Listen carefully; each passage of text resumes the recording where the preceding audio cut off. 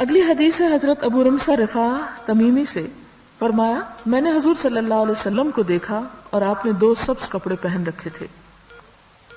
یہاں پر کپڑوں کا ذکر نہیں ہے کہ وہ قمیص شلوار تھے یا امامہ اور قمیص تھے یا امامہ اور تہبند تھے، لیکن 2 سبز کپڑوں کا پہننا آپ سے ثابت ہے۔ اس سے یہ پتہ چلتا ہے کہ اگر مرد اپنے لباس میں کوئی سبز حصہ، ایک سبز رنگ استعمال کرتے ہیں کسی خاص موقع پر تو اس کی اجازت ہے، لیکن یہ ہر روز کا آپ کا معمول نہیں تھا، کسی خاص موقع کی طرف اشارہ ہے۔ دوسری حدیث ہے حضرت جابر رضی اللہ تعالی عنہ سے کہ حضور صلی اللہ علیہ وسلم فتح مکہ کے دن مکہ میں داخل ہوئے تو آپ کے سر پر سیاہ امامہ تھا۔ اس سے پتہ چلتا ہے کہ سیاہ امامہ جو ہے وہ بھی پہنا جا سکتا ہے، سیاہ ٹوپی پہنی جا سکتی ہے، ہیٹ پہنا جا سکتا ہے، یعنی کوئی بھی چیز جو سیاہ رنگ میں ہو لباس میں وہ مردوں کے لیے پہننا جائز ہے، لیکن مکمل سیاہ ڈریس جو ہے مردوں کے لیے وہ پہننا پسند نہیں کیا گیا کہ جس میں کچھ بھی سفید نہ ہو، یعنی پورے کا پورا۔ اسی طرح اگلی حدیث ہے حضرت ابو سعید عمرو بن حریث رضی اللہ تعالی عنہ سے مروی ہے، فرمایا گویا میں حضور صلی اللہ علیہ وسلم کو دیکھ رہا ہوں کہ آپ کے سر پر سیاہ امامہ ہے اور اس کے دونوں سروں کو آپ نے اپنے دونوں کندھوں کے درمیان لٹکا رکھا ہے، یعنی پگڑی اس طرح تھی کہ وہ سر پر تھی اور اس کے دونوں سرے، یعنی جیسے اس دوپٹے کا ایک سرا یہ ہے اور ایک یہ ہے، تو آپ نے اس کو اس طرح پہن رکھا تھا کہ اس کے لڑے جو تھے وہ ایک طرف تھا اور ایک طرف تھا، یعنی پگڑی پہننے کا سٹائل بتایا جا رہا ہے کہ آپ نے دونوں کندھوں کے درمیان لٹکا رکھا تھا۔ پھر اسی طرح مسلم ہی کی ایک اور روایت میں ہے کہ حضور صلی اللہ علیہ وسلم نے لوگوں کو خطبہ دیا اور آپ کے سر پر سیاہ امامہ تھا۔ حضرت عائشہ صدیقہ رضی اللہ تعالی عنہا سے مروی ہے حضور صلی اللہ علیہ وسلم کو مقام سہول کے بنے ہوئے سفید رنگ کے 3 سوتی کپڑوں میں دفنایا گیا، ان میں نہ قمیص تھی اور نہ امامہ تھا، یعنی سر پہ آپ کی پگڑی نہیں پہنائی گئی اور نہ سلی ہوئی قمیص پہنائی گئی، بلکہ 3 سوتی کپڑے تھے جس میں آپ کو دفن کیا گیا آپ کے کفن کے، اور تینوں سفید رنگ کے تھے۔ اس میں یہ ہو سکتا ہے کہ ایک یعنی تہبند کی طرح ہو اور دوسرا جس طرح دورہ کر کے اس میں گلے کا حصہ کاٹ کے اسے قمیص کے طور پہ پہنایا گیا اور تیسری چادر کے طور پر۔ یہ سہولیہ کا جو لفظ ہے، سہولیہ مقام سہول کی طرف اشارہ ہے، یمن کا ایک گاؤں ہے، یعنی یمنی چادروں میں آپ کو دفنایا گیا تھا۔ اگلی حدیث ہے حضرت عائشہ صدیقہ سے مروی ہے ایک صبح حضور صلی اللہ علیہ وسلم باہر نکلے تو آپ کے اوپر سیاہ بالوں کی بنی ہوئی ایک چادر تھی جس پر کجاووں کی تصویریں تھیں۔ کجاوا جو ہوتا ہے اونٹ کے اوپر رکھا جاتا ہے جس پہ پھر سواری کی جاتی ہے، یعنی مرد ایسا ڈریس بھی پہن سکتے ہیں کہ جس کے اوپر کوئی نقش و نگار بنے ہوئے ہوں، لیکن یہ آپ کی قمیص نہیں تھی بلکہ چادر کے طور پر آپ نے اس کو اوڑھا تھا۔ اور اب بھی آپ دیکھیں کہ جو سعودی عرب سے اسکارف وغیرہ ہوتے ہیں ان کے اوپر چھوٹی چھوٹی وہ ڈبیاں سی بنی ہوئی ہوتی ہیں اور اسی قسم کی شکلیں۔ پھر اسی طرح اگلی حدیث حضرت مغیرہ بن شعبہ سے ہے، میں ایک رات سفر میں حضور صلی اللہ علیہ وسلم کے ساتھ تھا، آپ نے مجھ سے فرمایا کیا تیرے پاس پانی ہے؟ میں نے عرض کیا ہاں، تو آپ اپنی سواری سے نیچے اتر آئے اور چل دیے حتیٰ کہ رات کی تاریکی میں نظروں سے اوجھل ہو گئے۔ پھر آپ واپس تشریف لائے تو میں نے برتن سے آپ پر پانی ڈالا اور آپ نے اپنا چہرہ دھویا۔ آپ کے اوپر اون کا ایک جبہ تھا، آپ اس سے اپنی کلائیاں باہر نہ نکال سکے تو آپ نے کلائیوں کو جبے کے نیچے سے باہر نکالا اور پھر آپ نے کلائیوں کو دھویا اور سر کا مسح کیا۔ پھر میں جھکا کہ آپ کے موزے اتاروں تو آپ نے فرمایا نہیں، انہیں رہنے دو، کیونکہ میں نے پاؤں پاک کر کے موزے پہنے تھے، اور آپ نے ان پر مسح فرمایا۔ یہ بخاری اور مسلم کی روایت ہے۔ یہ مغیرہ بن شعبہ کی روایت یہ ہے کہ سفر میں تھے آپ صلی اللہ علیہ وسلم اور سواری پر تھے اور پھر نیچے اترے اور نظروں سے غائب ہو گئے، اس سے پتہ یہ چلتا ہے کہ رفع حاجت کے لیے گئے۔ پھر واپس آئے تو آپ نے جو لباس پہنا ہوا تھا وہ اون کا تھا اور جبہ تھا۔ جبہ اس بڑے اوور کوٹ کی طرح لانگ ڈریس کو کہتے ہیں، اور شاید سردی کا موسم تھا اس لیے اون کا لپیٹا ہوا تھا، اور اس کے آگے سے بازو کی جگہ جو تھی وہ کھلی نہیں تھی کہ آپ اندر سے کوٹ کی طرح اسے پہن لیتے، بلکہ وہ بھی بند تھی، لہٰذا آپ نے بازو یعنی دوسری طرف سے نکالے اور اپنے وضو پورا کیا۔ اس سے یہ بات پتہ چلتی ہے کہ بازوؤں پر مسح نہیں کیا جا سکتا، یعنی یہ حدیث میں خاص طور پر جو راوی یہ تفصیل بتا رہے ہیں کہ آپ کے بازو باہر نہیں نکل سکتے تھے کوٹ سے، تو آپ نے یہ نہیں کیا کہ پھر اس کے اوپر وہیں سے مسح کر دیں، بلکہ آپ نے ان کو اندر کی طرف سے نکالا اور ان کو دھویا. پھر اس کے بعد آپ نے سر کا مسح کیا. پھر میں جھکا کہ میں آپ کے موزے اتاروں، لیکن آپ نے فرمایا نہیں، انہیں رہنے دو، اور آپ نے ان پر مسح کیا. اس سے پتہ چلتا ہے کہ پاؤں کا مسح آپ صلی اللہ علیہ وسلم سے ثابت ہے. امامے پر بھی مسح ملتا ہے، لیکن بازو اگر کوئی کوٹ یا کوئی ایسی تنگ آستینیں پہنی ہو تو اس پر مسح نہیں کیا جا سکتا، ان کو نکالنا ضروری ہے. پھر اس سے ایک اور بات بھی پتہ چلتی ہے کہ اس جراب پہ مسح کیا جا سکتا ہے جو وضو کی حالت میں پہنی ہوئی ہو. اگر وضو نہ ہو اور جراب پہن لی جائے تو پھر مسح نہیں ہو سکتا. لیکن اگر ایک شخص وضو کر لیتا ہے تو جرابیں پہن لیتا ہے، پھر وضو نہیں رہتا، دوبارہ وضو کرتا ہے، تو اس صورت میں سارا پاؤں سے وہ اتار کے دھونے کی ضرورت نہیں، بلکہ صرف مسح کر لینا کافی ہے. اور اس کے لیے یہ شرط نہیں کہ سردی کا موسم ہو تو آپ مسح کریں، بلکہ کسی بھی وجہ سے اگر آپ نے جرابیں پہن رکھی ہیں کسی بھی موسم میں تو آپ کو یہ سہولت دی گئی کہ آپ اس پر صرف مسح ہی کر لیں. اسی طرح یہاں پر ایک اور روایت میں اس کی وضاحت بھی ملتی ہے کہ آپ صلی اللہ علیہ وسلم پر وعلیہ جبۃ شامیۃ ضیقۃ الکمین، کہ آپ نے تنگ آستینوں والا شامی جبہ پہن رکھا تھا.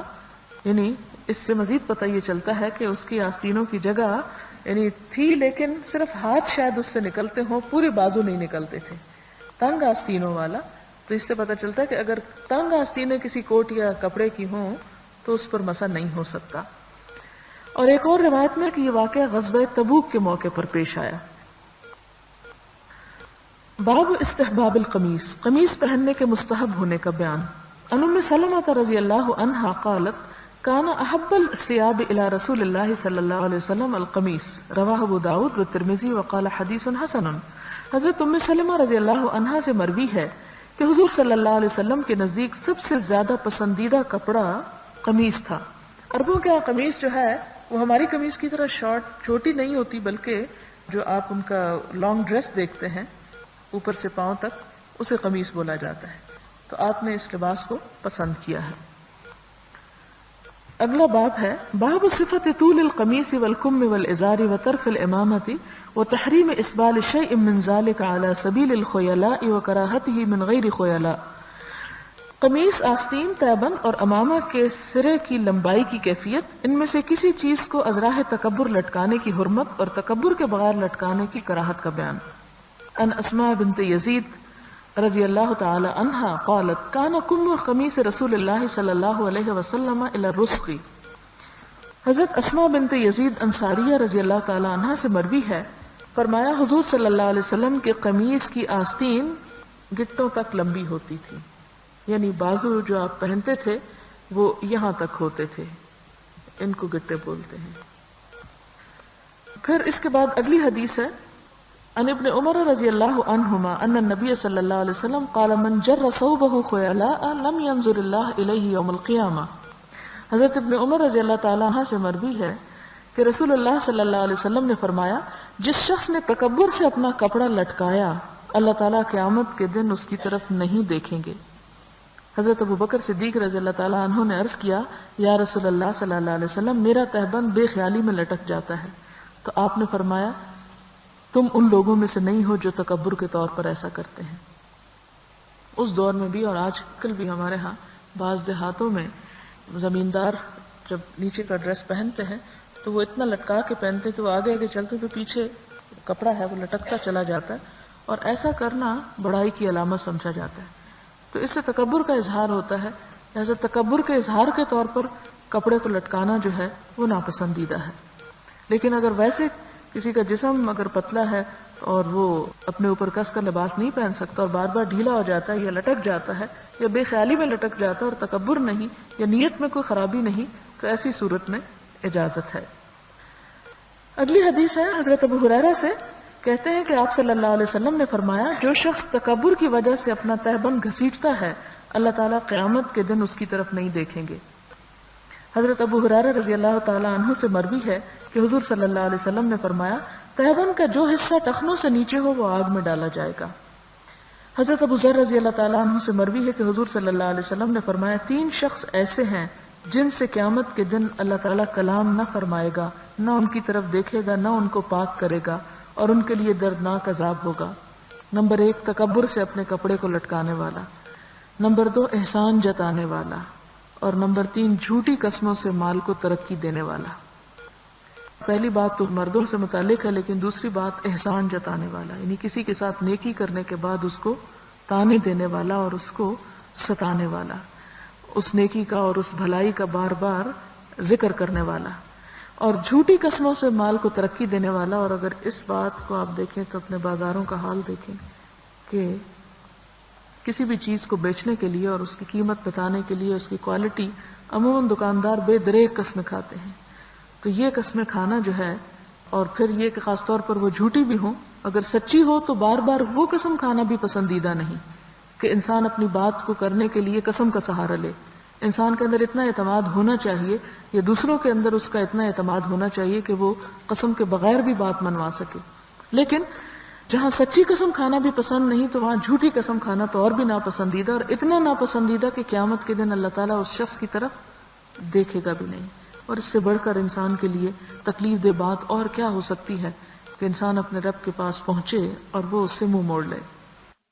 وعن ابن عمر رضی اللہ عنہما عن النبی صلی اللہ علیہ وسلم قال الاسبال فی الازار والقمیص والعمامة من جر شیئا خیلاء لم ينظر اللہ الیہ یوم القیامہ، رواہ ابو داود والنسائی باسناد صحیح۔ حضرت عبداللہ بن عمر نبی صلی اللہ علیہ وسلم سے بیان کرتے ہیں، آپ نے فرمایا کہ لٹکانا، تیبند، قمیص، پگڑی سبھی میں ہے۔ جو شخص بھی کپڑے کو تکبر کے ساتھ لٹکائے گا، قیامت کے دن اللہ تعالیٰ اس کو رحمت کی نظر سے نہیں دیکھیں گے۔ اسے ابو داؤد اور نسائی نے روایت کیا ہے صحیح سند کے ساتھ۔ اس سے پتہ چلتا ہے کہ تکبر کا لباس اللہ تعالیٰ کو سخت ناپسند ہے۔ اس سے کوئی فرق نہیں پڑتا کہ وہ لباس جسم کے کس حصے پر پہنا جاتا ہے، اصل بات یہ ہے کہ انسان کس سوچ اور کس نیت کے ساتھ پہنتا ہے، اللہ کے ہاں وہ دیکھی جاتی ہے۔ لباس خواہ قیمتی ہو یا سستا ہو، خوبصورت ہو یا عام سا ہو، اصل چیز یہ ہے کہ انسان اسے پہن کر تکبر کا شکار نہ ہو۔ اگلی حدیث حضرت ابو جابر بن سلیم رضی اللہ تعالیٰ عنہ سے مروی ہے، فرمایا میں نے ایک آدمی کو دیکھا کہ لوگ اس کی رائے کو صحیح تسلیم کرتے تھے، یعنی اس کو اپنا بڑا سمجھتے تھے۔ وہ جو بات کہتا لوگ وہ بات مان لیتے۔ میں نے پوچھا یہ کون ہے؟ صحابہ نے جواب دیا یہ رسول اللہ صلی اللہ علیہ وسلم ہے۔ میں نے عرض کیا علیک السلام یا رسول اللہ۔ میں نے یہ 2 مرتبہ کہا تو آپ نے فرمایا علیک السلام نہ کہو، کیونکہ علیک السلام مردوں کا سلام ہے، بلکہ السلام علیکہ کہو۔ راوی کہتے ہیں میں نے عرض کیا آپ اللہ کے رسول ہیں؟ فرمایا میں اللہ کا رسول ہوں، اس اللہ کا کہ اگر تجھے کوئی تکلیف پہنچے اور تو اس کو پکارے تو وہ تیری تکلیف دور کر دے۔ اتنے خوبصورت انداز میں اللہ تعالیٰ کی پہچان کروا رہے ہیں، کیونکہ نیا شخص آیا ہے، اسے اللہ تعالیٰ کا تعارف کرانا ہے۔ فرمایا کہ وہ ہے کہ جب دکھ میں تم اسے پکارو تو تمہارا دکھ دور کر دے، اور اگر تو قحط سالی میں مبتلا ہے، یعنی کھانے کو نہیں ملتا، اور اس سے دعا کرے تو وہ تیرے لیے نباتات اگا دے، یعنی تیری زمینوں کو ہرا بھرا کر دے۔ اور اگر تو کسی بے آب و گیا صحرا میں ہو اور تیری سواری گم ہو جائے تو اللہ سے دعا کرے اور تیری سواری تجھے واپس لوٹا دے، یعنی ہر حالت میں اس کو پکارو، ہر ضرورت پوری کرے گا۔ راوی کہتے ہیں میں نے عرض کیا یا رسول اللہ صلی اللہ علیہ وسلم مجھے نصیحت فرمائیے۔ فرمایا کسی کو گالی نہ دینا۔ راوی کہتے ہیں میں نے اس کے بعد کسی آزاد یا غلام شخص یا کسی اونٹ یا بکری کو گالی نہیں دی، انسان تو انسان، کسی جانور کو بھی گالی نہیں دی۔ آپ نے فرمایا کسی نیک کام کو معمولی نہ سمجھنا، یعنی چھوٹا حقیر نہ سمجھنا، اور اپنے کسی بھائی سے بات کرو تو خندہ پیشانی سے بات کرو، بے شک یہ بھی نیکی ہے، اور اپنے تیبند کو نصف پنڈلی تک اونچا رکھا کرو، اور اگر اتنا نہیں تو زیادہ زیادہ ٹخنوں تک رکھا کرو، اور تیبند کو لٹکانے سے پرہیز کرنا کیونکہ یہ تکبر میں سے ہے اور اللہ تعالیٰ تکبر کو پسند نہیں کرتا۔ اور اگر کوئی شخص تجھے گالی دے یا تیری کسی ایسی کمزوری پر تجھے آر دلائے جسے وہ جانتا ہے تو اس کو اس کی کمزوری پر آر نہ دلا جسے تو جانتا ہے، کیونکہ اس کا وبال اسی پر ہوگا۔ یعنی اگر کوئی تجھے آ کے کہتا ہے کہ تیرے اندر یہ غلطی ہے، یہ خرابی ہے، تو ایسا اور ایسا ہے، اور اگر تجھے پتا ہو کہ اس کے اندر بھی کوئی کمزوری اور خرابی ہے تو اس کا ذکر نہ کر۔ کتنا عمدہ اخلاق سکھایا، کیونکہ تمہیں آر دلانے کی ضرورت نہیں، جو اس کے اندر کمی یا کمزوری یا خرابی ہے اس کا اسے وبال خود بھگتنا پڑے گا۔ جب تم اسے شرمندہ کرو گے تو ہو سکتا ہے اس کی وہ برائی دور ہو جائے اور تمہارے اندر وہ خرابی پیدا ہو جائے. کیونکہ عار دلانے سے منع کیا گیا اور فرمایا کہ خاص طور پر اگر کوئی شخص کسی کمزوری یا خرابی پر ہنستا تو اللہ تعالیٰ کی وعدہ ہے کہ وہ شخص اس وقت تک دنیا سے نہیں جائے گا جب تک کہ وہ خود اس میں مبتلا نہ ہو جائے. یعنی کسی کی بیماری، تکلیف یا شکل یا کسی ایسی چیز پر نہیں ہنسنا چاہیے، کیونکہ وہ چیز پر اللہ تعالیٰ اس سے تو ہٹا دے گا لیکن تمہیں اس میں ڈال دے گا. تو اللہ تعالیٰ کے پکڑ سے بچنا چاہیے اور ڈرنا چاہیے، کیونکہ خاص طور پر شکل وغیرہ کا معاملہ جو ہے وہ انسان کے اپنے بس میں تو نہیں. اگر ہماری ایسی بن جاتی تو ہم کیا کر سکتے تھے. یہاں پر ایک بات یہ کہ تیبند کو اونچا رکھنے کا کہا گیا. ہم عام طور پر اس طرح کا دیکھتے تو ہمیں بڑا ناگوار محسوس ہوتا ہے کہ یہ کیا اتنے اونچے پہنا ہو، لیکن جب ہم شارٹس میں دیکھتے ہیں بچوں کو یا بڑوں کو تو ہمیں شاید اتنا برا نہیں لگتا جتنا کوئی اور کپڑا اوپر کیا ہوا برا لگتا ہے. اور صرف یہ سوچ کی بات ہے، کلچر کی بات ہے، ایک طور طریقے کی بات ہے. اگر پسند اور ناپسند ہماری وہ ہو جائے تو ہماری نگاہیں بھی اس کو برا نہ سمجھیں. لیکن چونکہ ہمارے تصورات میں وہ چیز ایک برائی بن کر داخل ہوئی، بچپن میں ہم نے ایسے لباسوں پہ لوگوں کو ہنستے دیکھا، لہٰذا اس سے ایک طرح کی یعنی نفرت دلوں میں بیٹھ گئی. اس کے بعد اگلی حدیث ہے، حضرت ابو ہریرہ رضی اللہ تعالیٰ عنہ سے مروی ہے، فرمایا ایک شخص اپنا تہبند لٹکائے ہوئے نماز پڑھ رہا تھا. حضور صلی اللہ علیہ وسلم نے اس سے فرمایا جاؤ اور وضو کرو. وہ گیا اور وضو کیا، پھر واپس آیا. حضور صلی اللہ علیہ وسلم نے فرمایا جاؤ اور وضو کرو. ایک آدمی نے عرض کیا یا رسول اللہ کیا بات ہے؟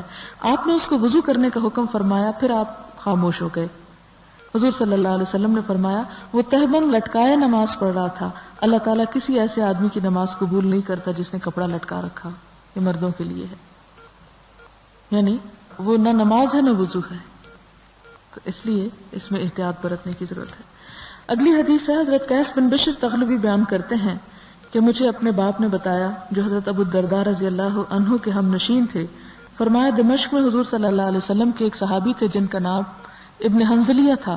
وہ تنہائی پسند تھے اور لوگوں کے ساتھ کم ہی بیٹھتے تھے. وہ نماز میں محو رہتے. جب نماز سے فارغ ہوتے تو تسبیح اور تکبیر میں مشغول ہو جاتے، حتیٰ کہ اپنے اہل خانہ کے پاس تشریف لے جاتے. ایک دن ہم حضرت ابو الدرداء کے پاس بیٹھے تھے کہ وہ ہمارے پاس سے گزرے. حضرت ابو الدرداء نے ان سے کہا ہمیں ایک ایسی بات بتا دیجئے جس سے ہمیں فائدہ پہنچے اور آپ کو اس سے نقصان نہ ہو. فرمایا حضور صلی اللہ علیہ وسلم نے ایک سریہ روانہ فرمایا. سریہ کہتے ہیں کہ ایسے لشکر یا ایسے فوج کو کہ جس میں آپ صلی اللہ علیہ وسلم خود شریک نہیں ہوتے تھے، دوسروں کو بھیجتے تھے. یعنی ایسے ایکسپیڈیشن کہ جس میں آپ صلی اللہ علیہ وسلم خود نہیں ہوتے تھے. جب وہ لوگ واپس آئے تو ان میں سے ایک شخص آیا اور مجلس میں بیٹھ گیا جس میں آپ صلی اللہ علیہ وسلم تشریف رکھتے تھے. اس نے اپنے پہلو میں بیٹھے ہوئے ایک شخص سے کہا اگر تم دیکھتے کہ جب ہم نے دشمن سے مقابلہ کیا تو فلاں آدمی نے حملہ کیا، نیزہ پھینکا اور کہا اسے میری طرف سے وصول کر، میں ایک غفاری لڑکا ہوں، اس کے اس قول کے بارے میں تمہارا کیا خیال ہے؟ اس شخص نے جواب دیا میرا تو یہی خیال ہے کہ اس کا اجر ضائع ہو گیا. ایک اور آدمی نے یہ بات سنی تو کہا مجھے اس میں کوئی حرج نظر نہیں آتا.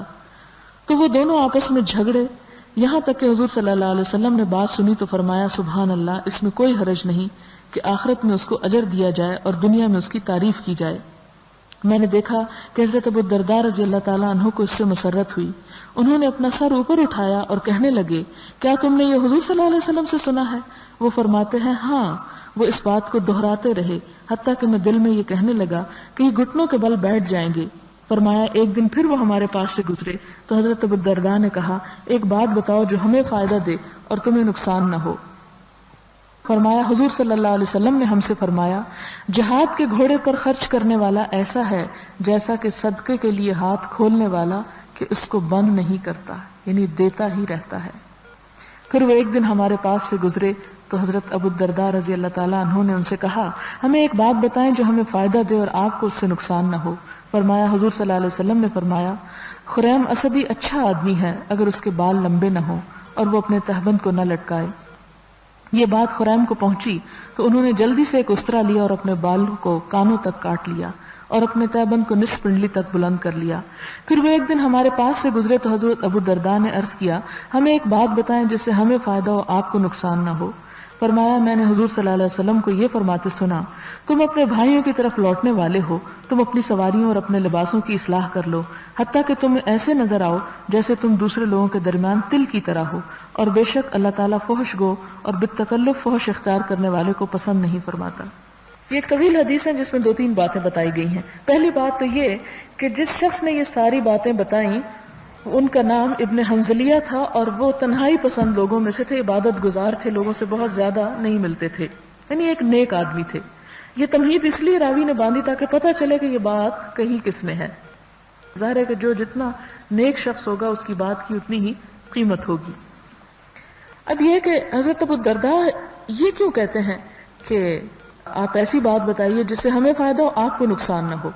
وہ اس لیے کہ بعض اوقات انسان دوسروں کو ہنسانے کی خاطر جھوٹ بولتا ہے، دوسروں کو دل بہلانے کی خاطر کسی کی غیبت کرتا ہے، کسی کا مذاق اڑاتا ہے، تو اس لیے انہوں نے کہا کہ ہمیں ایسی بات بتائیں کہ جس سے ہمیں تو فائدہ ہو جائے، ہم تو خوش ہو جائیں، لیکن آپ کو کوئی نقصان نہ ہو، یعنی آپ کا عمل ضائع نہ ہو۔ اور اس سے ایک اور بھی اشارہ تھا کہ بات سچی ہو، جھوٹی بات بھی نہ ہو، کیونکہ انسان اگر دوسروں کو بڑی بڑی باتیں سناتا رہے لیکن ان کی اصلیت کچھ نہ ہو تو ظاہر ہے کہ دوسروں کو تو شاید کچھ فائدہ ہو لیکن سنانے والے کے لیے سراسر نقصان دہ ہو۔ اس لیے آپ دیکھیں کہ ہر مرتبہ ایک ہی جملہ دہراتے ہیں، ایسی بات بتاؤ کہ جس سے ہمیں فائدہ ہو، تمہیں کوئی نقصان نہ ہو۔ تو اس میں پہلی بات جو پتہ چلتی ہے کہ اگر کوئی انسان کسی کو کوئی چیز دیتے وقت اپنا نام یہ بتائے یا ذکر کر دے کہ یہ میں تمہارے ساتھ یہ نیکی کر رہا ہوں، تو اس میں حرج کوئی نہیں اگر انسان کی اپنی نیت درست ہے۔ بات یہ ہے کہ کوئی بھی نیکی جب انسان کرے تو چھپا کر کرنی چاہیے یا صرف اللہ کے لیے کرنی چاہیے، دنیا میں تعریف کی خاطر نہیں کرنی چاہیے۔ اب یہ کہ چونکہ اس نے ایک نیکی کی اور دوسرے کو پتہ چلا کہ نیکی کس نے کی، تو کیونکہ بہت سے اور لوگوں کو بھی پتہ چل گیا، تو ایک نے کہا کہ چونکہ سب کو پتہ چل گیا اس لیے اس کو کوئی ثواب نہیں، دوسرے نے کہا کہ نہیں، کوئی حرج نہیں اگر اس کی لوگوں نے تعریف کی، اگر اس کی اپنی نیت اچھی ہے تو اس کو اجر ملے گا۔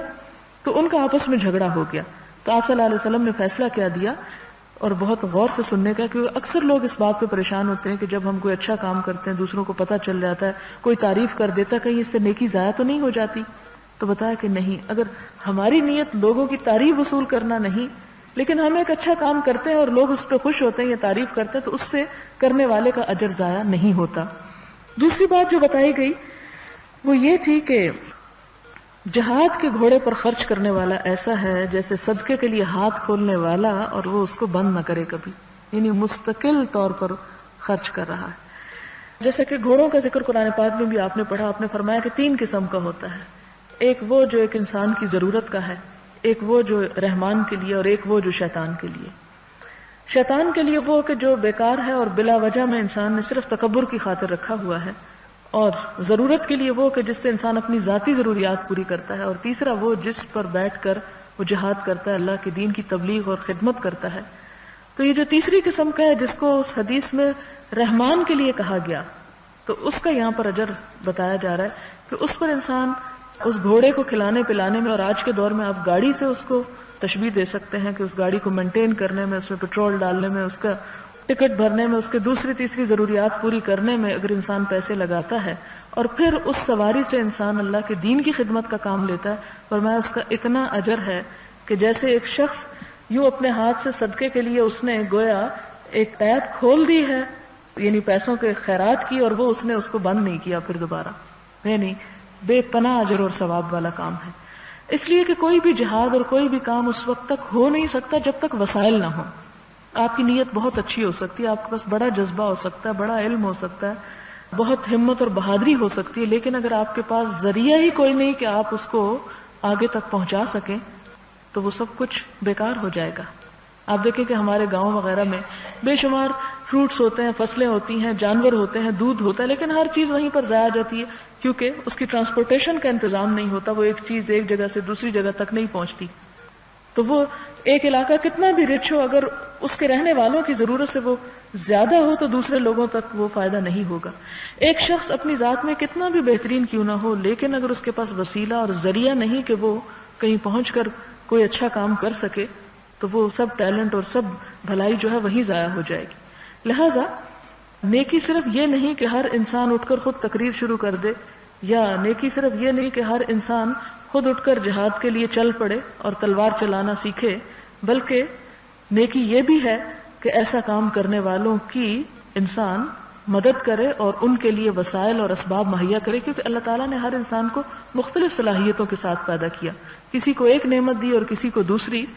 نیت اور جذبہ اور ارادہ یہ ہونا چاہیے کہ انسان خیر اور بھلائی کے کاموں کو عام کرنے کے لیے تڑپے اور کوشش کرے، اور جو کر سکے وہ کر لے، کیونکہ اس کا اجر و ثواب بے پناہ ہے۔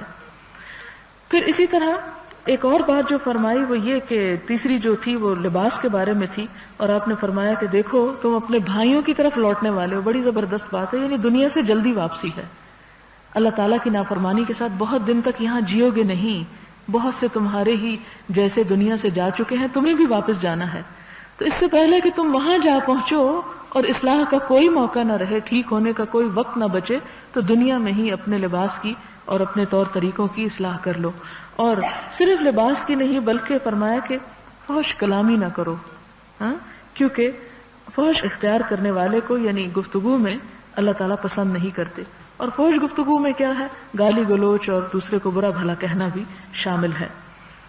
اسی طرح ایک اور حدیث ہے جس میں آپ صلی اللہ علیہ وسلم نے فرمایا کہ مسلمان کا تہبند نصف پنڈلی تک ہوتا ہے اور ٹخنوں کے درمیان تک ہو تو اس میں کوئی حرج نہیں، اور آپ نے حرج کی جگہ جناح کا لفظ فرمایا، دونوں ہم معنی ہے، اور جو ٹخنوں سے نیچے ہو وہ آگ میں ڈالا جائے گا، یعنی ٹخنے سے مراد یہ اینکلز ہیں کہ یہاں تک تو ہو سکتا ہے، لیکن اس سے نیچے اگر ایڑیوں میں جا رہا ہے یا زمین پہ لٹک رہا ہے تو وہ ناپسندیدہ ہے۔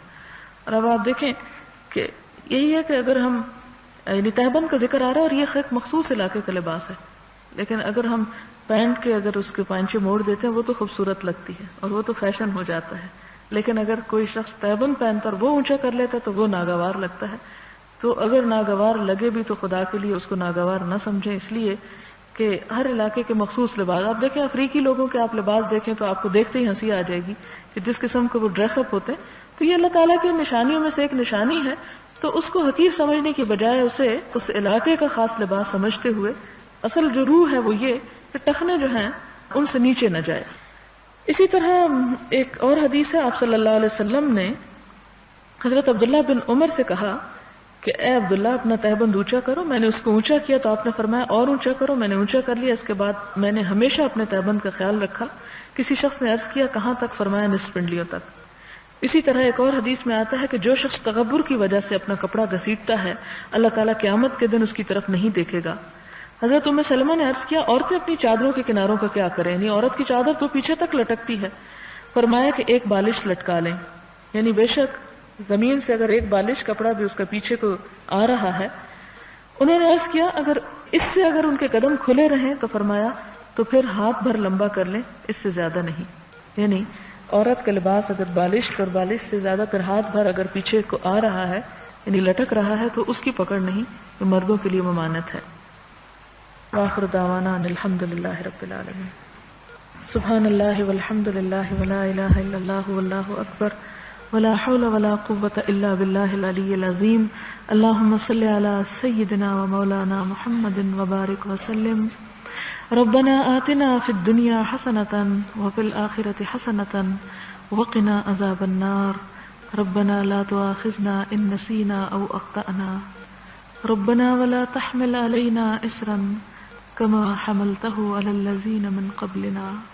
ربنا ولا تحملنا ما لا طاقة لنا به واعف عنا واغفر لنا وارحمنا أنت مولانا فانصرنا على القوم الكافرين۔